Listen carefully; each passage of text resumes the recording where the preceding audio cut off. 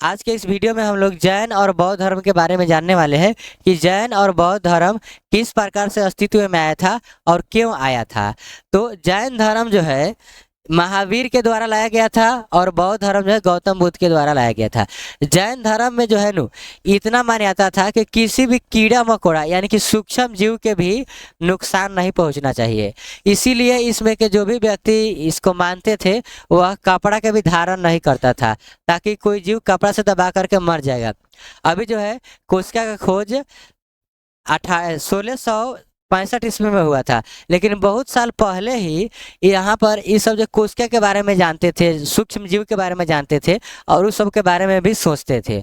और जो बौद्ध धर्म है इसका जो है गौतम बुद्ध के द्वारा ही चलाया गया था, लेकिन आज के ज़माने में बौद्ध धर्म के पालन बहुत लोग करता भी नहीं है और केवल अपना लेता है। और बौद्ध धर्म में बहुत सारा स्ट्रिक्ट नियम होता है और जैन धर्म में भी होता है।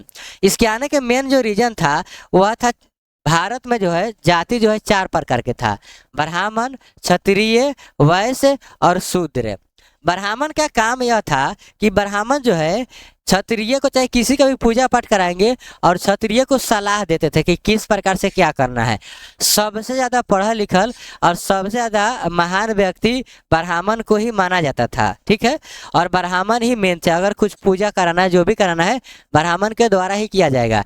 कब युद्ध करना है, कब क्या करना है, कब नहीं करना है, किसको क्या सजा मिलना चाहिए, इसका भी निर्णय करने के लिए क्षत्रिय जो है, मान लीजिए एक प्रकार से राजा है, यानी कि राजा जो है ब्राह्मण से ही सलाह लेते थे। ब्राह्मण के द्वारा बताए जाने के बाद ही अगर किसी को फांसी की सजा देना है तो दिया जाता था। लेकिन इसमें भेदभाव बहुत होता था। अगर कोई पंडित है तो उसको बहुत कम सजा मिलता था, लेकिन वैश्य और शूद्र है तो उसका सजा बहुत ही स्ट्रिक्ट था, बहुत ही कड़ा था।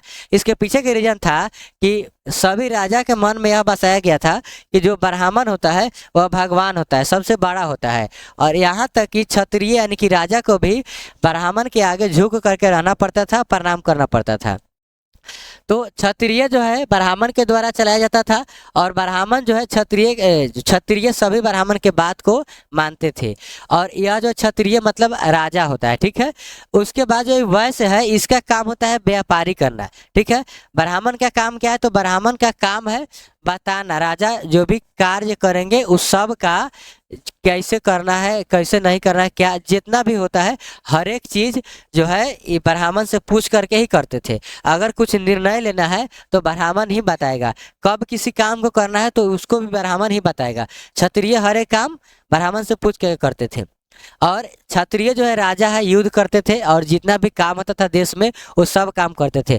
आज के ज़माने में हम लोग रोड देखते हैं तो जो ज़्यादातर जो रोड है वह पक्का रोड नहीं, लेकिन फिर भी माटी के द्वारा राजा के द्वारा ही बनाया गया था, ठीक है।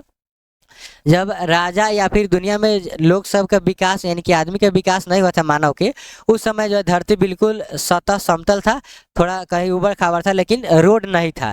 तो रोड क्षत्रिय यानी कि राजा के द्वारा ही बनवाया गया था। इसके आगे आता है वैश्य। वैश्य का मतलब व्यापारी होता है। वैश्य के पास खेत भी होता है, लेकिन वैश्य खेती करता नहीं था, करवाता था। एक प्रकार से बिजनेसमैन हम लोग मान सकते हैं।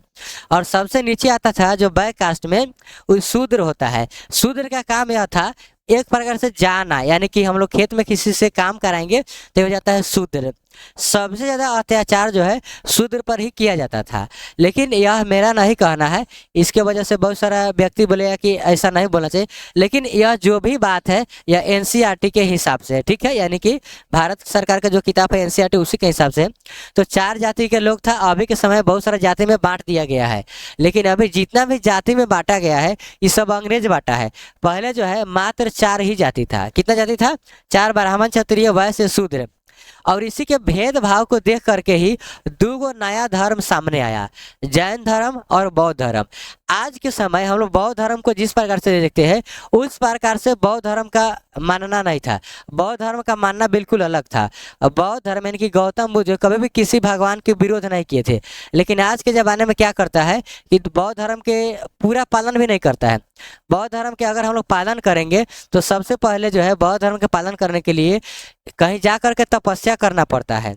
और इसके अलावा उसको बौद्ध धर्म के पालन करने के लिए लाल जो कपड़ा होता है उसका धारण करके, मुड़ी छिलवा करके और बहुत दिन तक मौन रख करके और यांत्रिक जो ज्ञान होता है उसको प्राप्त किया जाता है। लेकिन आज के ज़माने में केवल उसके नाम पर ही राजनीतिक होता है। कोई कोई राजनीति करने वाला व्यक्ति होता है जो केवल धर्म के नाम पर राजनीति करता है और बहुत सारा आदमी उसमें फंस जाता है। और अगर हम बोले तो उसको खराब लगेगा, लेकिन इसमें दिक्कत यह है कि उसको यही बस गया है कि वह अच्छा है। और एक भीमराव अंबेडकर के इसमें गौतम बुद्ध जो है यानी कि बौद्ध धर्म में जाने की वजह से बहुत सारा भारत के व्यक्ति जो इसमें जा चुके हैं। लेकिन गौतम बुद्ध के जो मानना बिल्कुल अलग था और आज के समय में जो माना जाता है वह बिल्कुल अलग है। ठीक है, तो हम लोग अभी समझे कि दो जो धर्म है, बौद्ध धर्म और जैन धर्म अस्तित्व में कैसे आया था। तो ये दोनों के आने के पीछे जो रीजन था वह यह था कि दोनों धर्म जो है केवल सत्य के राह पर चलने के लिए बनाया गया था। इसके आगे जो है जब लोहा का निर्यात होने लगा था, लोहा के बारे में जब लोग जानने लगा, तो उसके बाद गंगा के मैदानी क्षेत्र में बहुत ज़्यादा अधिक मात्रा में लोग जो है बसने लगा था, क्योंकि गंगा के मैदानी क्षेत्र में लोहा के औजार से साफ सफाई करके और रहने में बिल्कुल आसान पड़ने लगा था। तो यह जो है यहाँ के लोग सब हर जगह पर गंगा के क्षेत्र में लोग सब रहने लगा था। और ये दो जो धर्म है, बौद्ध धर्म और जैन धर्म, यह दोनों अस्तित्व में आया था। बौद्ध धर्म के संस्थापक गौतम बुद्ध और जैन धर्म के संस्थापक महावीर है। ठीक है, आगे हम लोग महावीर के बारे में जानने वाले हैं। तो आज के लिए इतना ही, मिलते हैं अगले वीडियो में, तब तक के लिए जय हिंद।